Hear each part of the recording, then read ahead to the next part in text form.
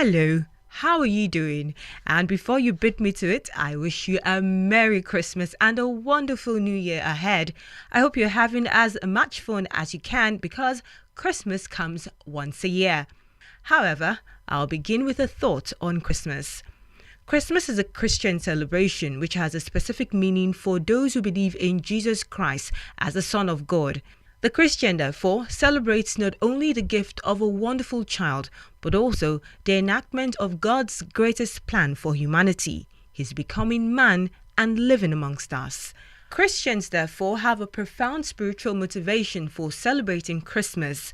Christmas, however, is a celebration for the whole world because it is an essential part of the Christian faith that God's love embraces every human being.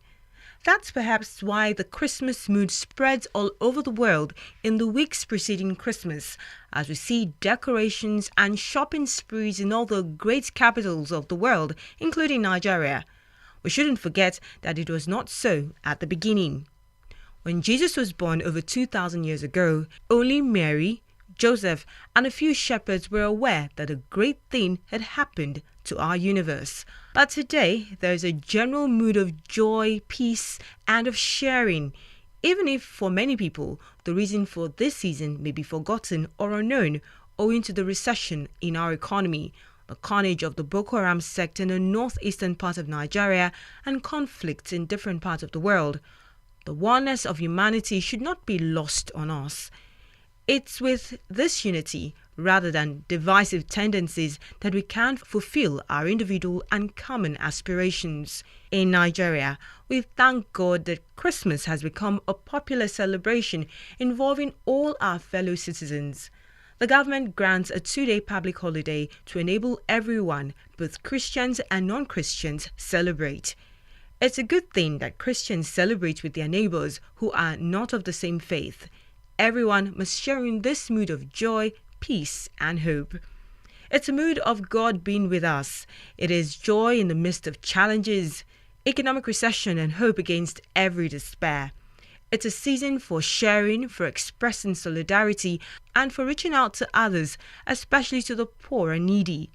Perhaps we must seriously consider those with whom we exchange gifts, for the very fact that there are so many of our countrymen who are in situations of distress and poverty.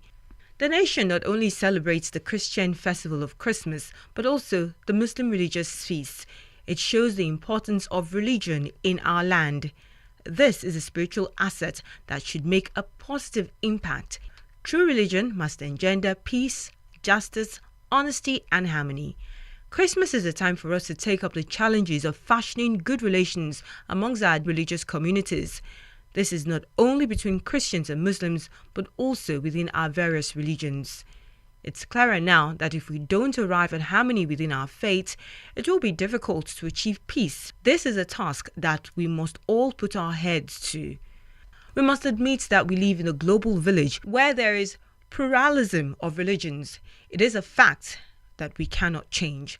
The wise attitude, therefore, is to cultivate as much as we can respect for our differences and be fair to everyone. Here, the golden rule is always valid. Do to no one what you do not want done to you. Our differences, however, are not the end of the story because we do have a lot of things in common. We therefore must try to seek those common grounds in terms of those shared spiritual and religious values, which then help us to be able to join hands to face the challenges that afflict all of us without discrimination or distinction. We need therefore to promote and strengthen interreligious structures and initiatives. We should be building bridges rather than erecting more walls. In Nigeria, for example, we have a lot of informal bridges all around us, as most Nigerians relate quite well with their neighbors of other faiths, but formal structures have to be consciously promoted. What else can I say but to wish Christians all over the world a Merry Christmas? In line with the festivities, the Nigerian government has declared Monday 26 and Tuesday 27 December 2016 as public holidays to mark the Christmas and Boxing Day celebrations. Similarly, Monday, January 2nd, 2017 is to be marked as holiday to usher in the new year.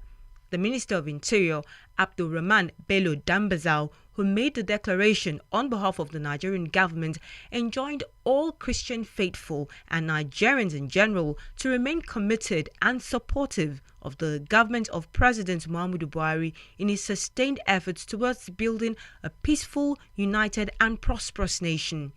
Dambazao also urged Nigerians to use the occasion to pray for peace, unity and peaceful coexistence across the country. The minister wishes all Nigerians at home and abroad a Merry Christmas and a prosperous New Year 2017. Still on the Yuletide, the residents of Nigeria's commercial capital, Lagos State in southwest Nigeria, on Thursday last week crowded centres where the state government's lake rice was being sold for 12,000 naira for a 50 kg bag and 6,000 naira for a 25 kg bag. Lake rice is a product of the joint agricultural venture between the Lagos State and Kebbi State governments, designed to ensure food security and showcase Nigeria's ability to become a rice-producing nation. The name Lake Rice is born out of the acronyms of the state, with LA standing for Lagos and KE for Kebbi. The Special Advisor on Food Security to Governor Akinwumi Ambode of Lagos, Mr. Sonny Okonlawon, said the government was fulfilling its promise of giving residents a blissful Yuletide. Okonlawon said the price of the rice was reduced to 12,000 naira from 13,000 naira to ensure that Lagosians had access to it for an enjoyable Christmas celebration. One of the buyers, Mr. Shegun, said he had heard from media reports that the rice would be out and had come quickly to purchase before Christmas Day. Eson said he would prefer lake rice because it's fresh and made in Nigeria, which is very cheap compared to imported rice presently sold at 18,000 naira in some markets. A teacher, Mrs. Felicia Ajiroba, commended the government for the initiative, adding that this would ensure that residents had food during the festive period. She said, "When I learned that the price of rice was 20,000 naira in the market, I was worried because I felt I would not cook rice for my family during Christmas. The subsidized lake rice is comforting and a blessing to many residents of Lagos. It shows that the government is concerned about our plight." The sales coordinator, Lasma Works Yard, Freeman Street, Lagos Island, Mr. Ajibola Oluwa, said the presence of coordinators at various sales points is to ensure orderliness amongst the buyers. According to him, their presence is also to monitor sales of the rice and ensure that every person got at least a bag. I commend the Lagos and Kebbi state governments for this initiative and urge other state governments to emulate this gesture in other ways. With the need to return to agriculture as the mainstay of our economy, massive production of rice and other staple foods will guarantee food security in Nigeria and stem unemployment to a great extent. However, it's my desire that this locally grown rice will be made available even after the Yuletide and expand the sale outlets, thereby discouraging the importation of rice into the country. If this is achieved, it will encourage the consumption of homegrown rice and other food items currently imported into Nigeria. Besides, who says we can't export rice? If we do so, we'll reduce the pressure on our naira and also earn foreign exchange needed to turn around our economy.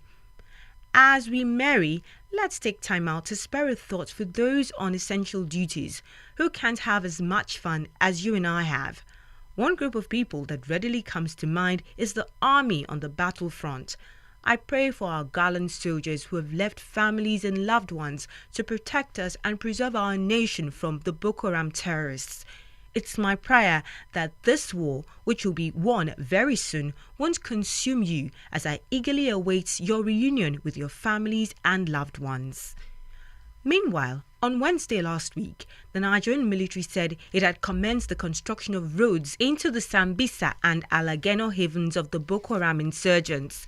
The military also revealed that over 80% of the Sambisa forest had been captured from the insurgents, as it insisted that the counterinsurgency war in the northeast would soon be over.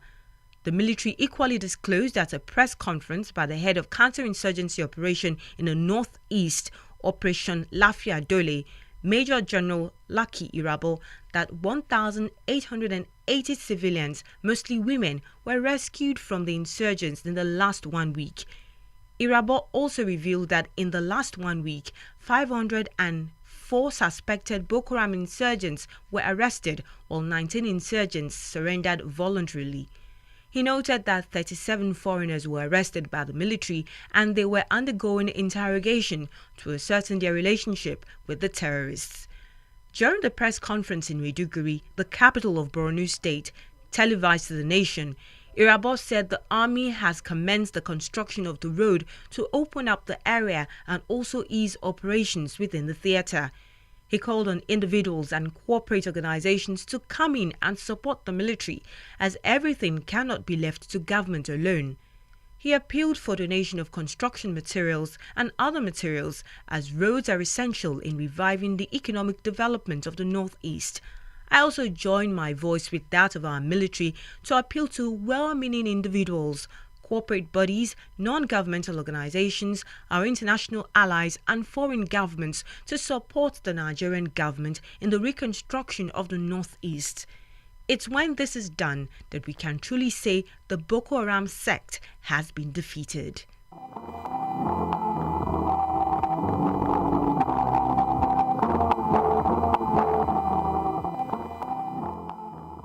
As I drop my pen, let me once more wish you a wonderful 2017 in advance. Till I reach you again, goodbye.